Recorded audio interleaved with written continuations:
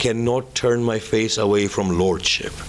For as long as I've kept you alive, I will feed you and sustain you, whether you believe in me or not. That inner godliness. You know how we have this tendency of favoring only those who are good to us? This is inconsistent with that inner state of godliness. We need to do tawbah from such restrictive attitudes. Even with our children, sometimes we favor only those who are good to us and not favor those who displease us. But a godly inner attitude would not allow for this. It would allow such expansion that personal like, dislike, prejudice, all of this will fade away in a beautiful state of flow and acceptance of others. We come to the story of our beautiful Imam. And look at these hearts and their godly state.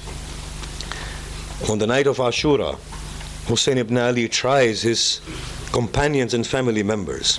All of them are there, steadfast.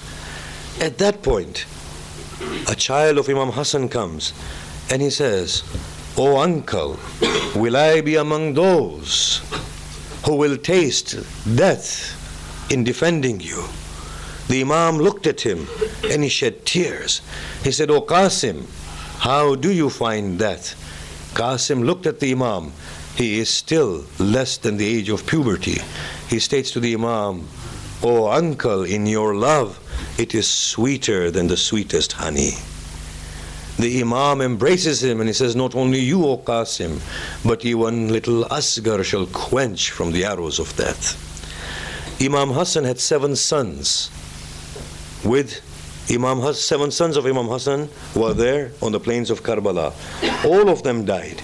Even an 11-year-old child of Imam Hassan died on the plains of Karbala, apart from one son of Imam Hassan, who was Hassan al-Muthanna, who was presumed to have been dead on the battlefield. But then later on, they found that he was still breathing, so they did not behead him. And a person from the relatives of Hassan al-Muthanna, who was in the army of Amr ibn Sa'ad, who took permission from Amr ibn Sa'ad and nursed Hassan al-Muthanna, and Hassan al-Muthanna lived. You know, sometimes, and this is what we are talking about, we need to review ourselves. We talk about Hazrat Qasim, and we talk about the marriage of Hazrat Qasim, and we talk about all these traditions.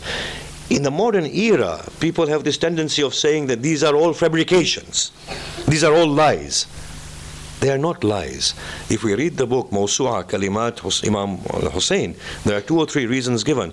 Imam Hussein did marry one of his daughters to the son of Imam Hassan on the night of Ashura, it seems. And the reason there was that Imam Hussein knew well that that daughter of his, Allah subhanahu wa ta'ala had endowed her with her grandmother's beauty. And Imam Hussein knew that the Arabs would deem them as captives and take them as slaves and maids. And Imam Hussein wanted to prevent this, and therefore he married her off with the son of Imam Hassan, so that she could be in iddah of a dead husband and no one could touch her. There was wisdom in that marriage, and a marriage did take place. So before we denounce everything and deny everything and reject everything, it is better to open our minds and to read the fuller history. Something like that did happen, and it's not a mere fabrication. In any case, it's the day of Ashura. Akbar has given his life. Qasim has given his life.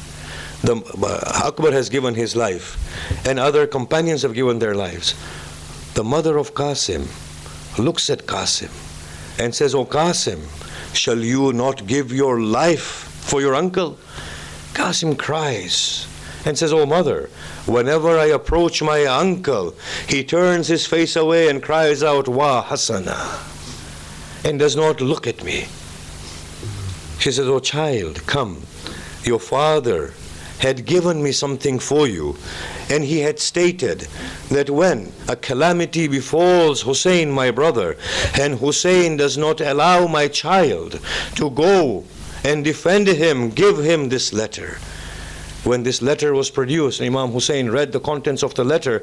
He cried out and he said, "Oh Hassan, how may I repay your ihsan upon me, that you have remembered me on this day of mine?" The Maqtal narrates Imam Hussein saddled Qasim upon his steed. Qasim's sandal was broken, so it was dangling and hanging from his foot. And Qasim's feet and legs were so small that they did not rest within the stirrups of the horse.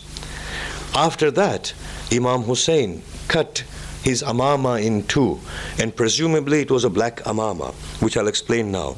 He made one part of it into a shirt and placed upon Qasim's chest and back, because Qasim was too young to wear the coat of mail. And the other one he placed as a turban upon Qasim's head and drew at the hem of it across his face, the tahtul hanak. And this is the reason when Qasim was approaching the enemies, they said, by God, it seemed as if the new crescent was breaking from through the clouds, because this part of Qasim's face was available to be seen from beneath the amama. As Qasim was going towards the battlefield, Imam Hussein with Hazrat Abbas stood on top of a hill, and Hazrat Abbas was instructing Qasim as to how to fight and who the foe was and where the enemy was coming from. Imam Hussein was observing and seeing who Umar ibn Sa'd would send from his army. This is a waqia, some of it I've heard from Marhum Akbar Vai here, may Allah rest his soul. At that point, Umar Sa'd looked at Azraq Shami, the renowned warrior of Syria, and he said, why do you await? Finish him off. Azraq looked at Amr ibn Sa'd and he said, how dare you ask me to approach a child? One of my sons will go and kill him. Azraq sent one of his sons. As Hussein saw a renowned son of Azraq approaching the battlefield, he inadvertently raised his hands towards the sky. He said, oh Allah, my Qasim is but a child. This is the son of Azraq, a renowned warrior of Sham. Give my Qasim victory over him. Oh Allah, as Imam Hussein prayed, Hazrat Abbas instructed Qasim how to use his sword. Qasim killed the son of Azraq. Azraq sent another one of his sons. Qasim killed him. Third and fourth, when all of Azraq's sons were killed, in a rage, Azraq ascended his mount and entered within the battlefield, raging, wanting to take revenge. When Hussein saw Azraq, he cried out, oh Allah, this is Azraq. My Qasim is hungry and thirsty, and he's still a child. Oh Allah, grant my Qasim victory over Azraq. I promise you, I shall pick up the torn pieces of Qasim's body from the Maidan. Qasim fought with Azraq, and Qasim killed Azraq. When Qasim killed Azraq, there was a call.